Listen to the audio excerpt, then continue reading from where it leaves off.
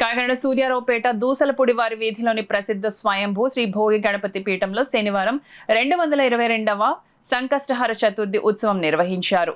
పీఠం ఉపాసకులు రమణరాజు విశేష పూజలు శాస్త్రోక్తంగా నిర్వహించారు. లక్ష్మీనారాయణ స్వరూపమైన గోమతి చక్రాలతో గణపతికి ప్రత్యేక అర్చనలు చేశారు. గోమతి చక్రాల అర్చనతో ఆర్థిక ఇబ్బందులు, నరదృష్టి, వాస్తు దోషాలు తొలగాలని చతుర్థి ఉపాసకులు శతనామావళి పారాయణం నిర్వహించారు. ఉదయం నుంచే భక్తులు పీఠం మాడవీధుల్లో కాలినడకన నలుదిక్కుల ప్రదక్షిణం చేసి అష్టదిక్పాలకులను ఆరాధించారు. అనంతరం సృష్టి ఆరంభంలో చతుర్థి గణపతికి తొలి పూజ చేసిన మంగళాంబిక అమ్మవారి వేపవృక్ష రూపంకి ప్రత్యేక పూజలు జరిపారు.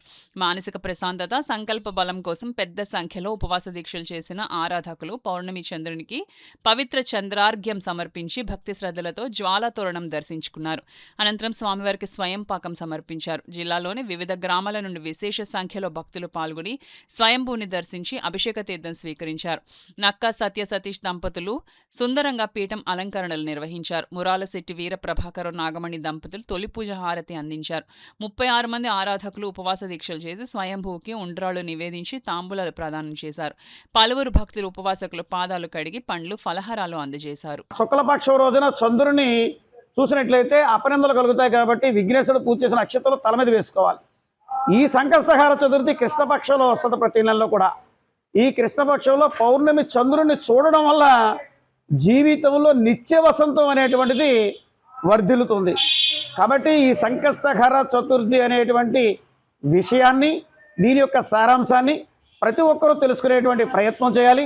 ఈ ఉపవాస దీక్షలు చేయడం ద్వారాగా ఆ యొక్క విఘ్నేశ్వరుడు యొక్క కృపాకటాక్షాలు అందరూ కూడా అందుకోవాలని భోగి గణపతి పీఠం ప్రతి నెల కూడా ఈ యొక్క మాసోత్సవాన్ని ఈ యొక్క చతుర్థి ఉపవాసకులతో నిర్వహిస్తుంది.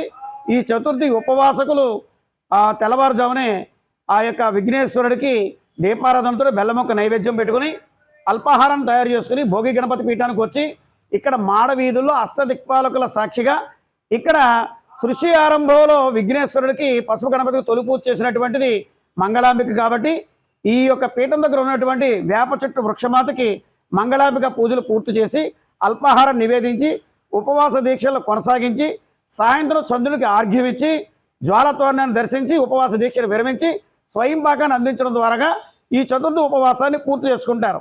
కాబట్టి అవకాశం ఉన్నటువంటి వారు రాబోయేటువంటి మాసాల్లో ఈ యొక్క సంకష్టహార చతుర్థి ఉపవాసాన్ని చేసుకుని క్షేమస్థైర్య, విజయ, అభయ, ఆయురారోగ్య సిద్ధిని అందరూ కూడా పొందవలసిందిగా భోగి గణపతి పీఠం మీ అందరినీ కూడా కోరుతోంది.